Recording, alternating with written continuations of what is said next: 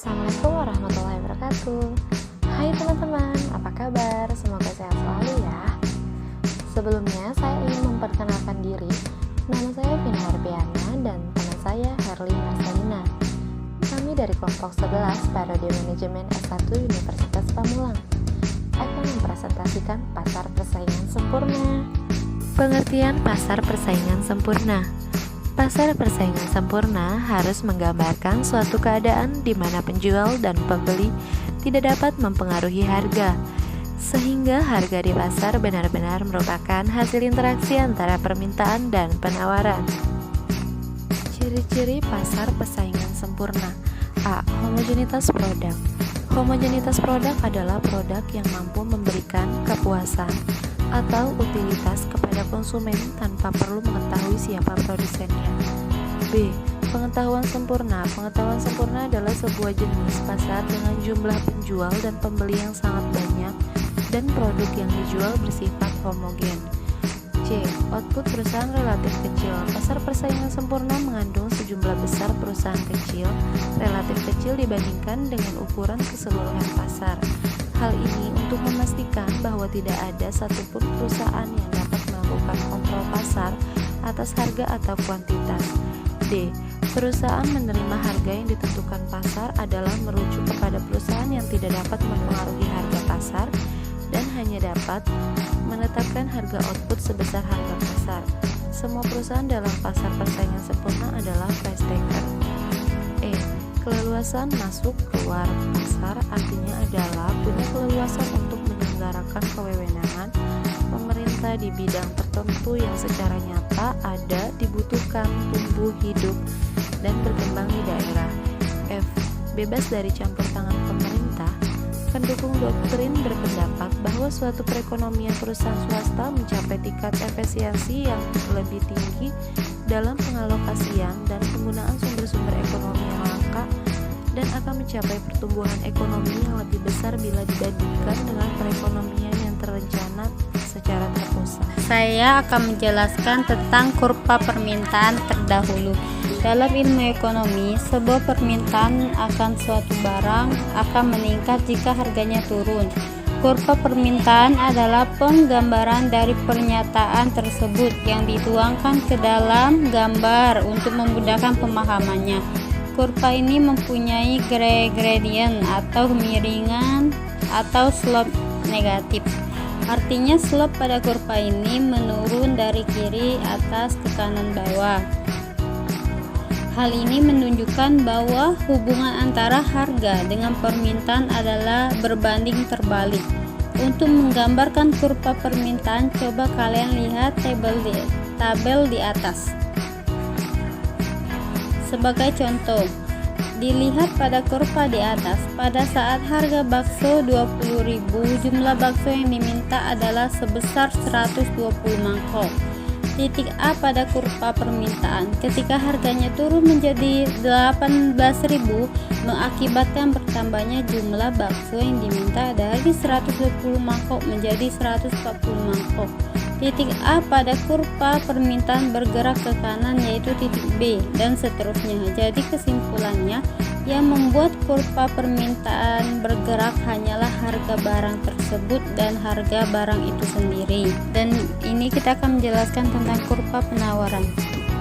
Nah, kalau ini adalah kurva penawaran. Kurva ini adalah kebalikan dari kurva permintaan. Jika harga suatu barang naik, maka barang yang ditawarkan juga akan naik. Begitulah bunyi hukum pada kurva penawaran. Kurva ini memiliki gradient, kemiringan atau slope positif. Artinya slope pada kurva ini berjalan naik dari pojok bawah kiri ke pojok kanan atas. Untuk menggambarkan kurva penawaran, coba kalian lihat tabel di atas. Seperti temannya kurva permintaan, kurva penawaran juga bisa bergeser atau mengalami pergerakan. Faktornya tetap sama, yaitu perubahan harga barang dan faktor ceteris paribus, faktor selain harga barang itu sendiri. Misalnya biaya produksi dan teknologi.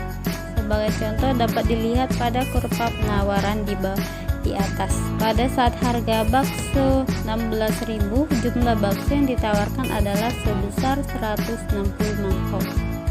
Titik C pada kurva penawaran. Ketika harganya naik menjadi 18.000, mengakibatkan bertambahnya jumlah bakso yang ditawarkan dari 160 mangkok menjadi 180 mangkok. Titik C pada kurva permintaan bergerak ke kanan ke titik B dan seterusnya.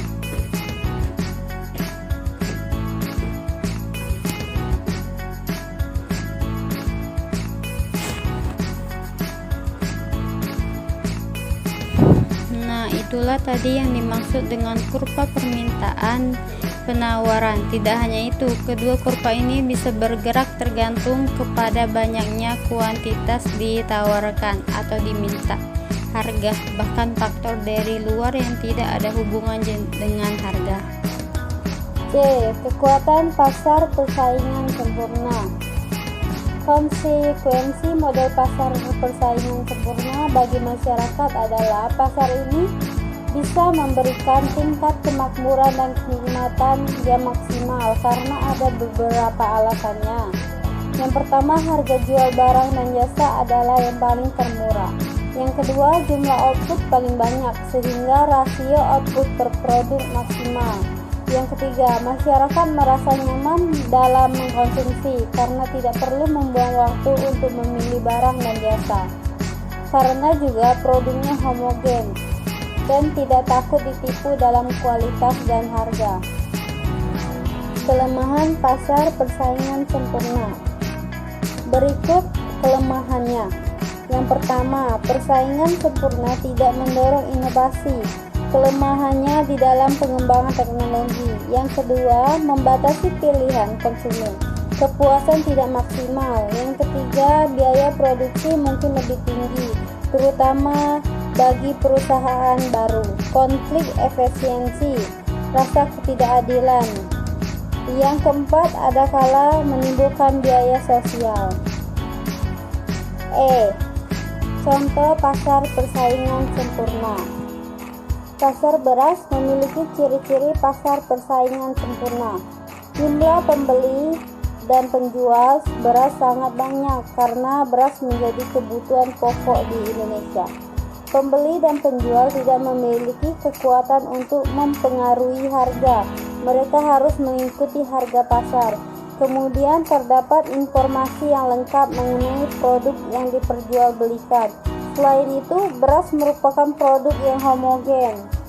Contoh yang bukan pasar persaingan sempurna.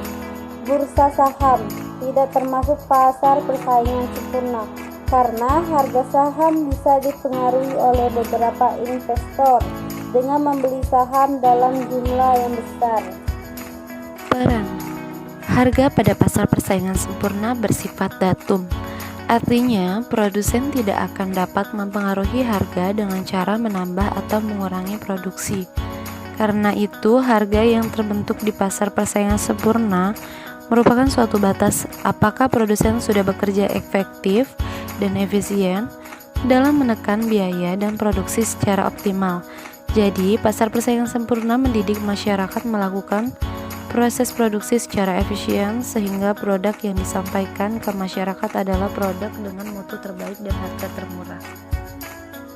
Oke teman-teman, terima kasih atas video yang kami jelaskan. Semoga bermanfaat. Wabillahi taufiq wal hidayah. Wassalamualaikum warahmatullahi wabarakatuh.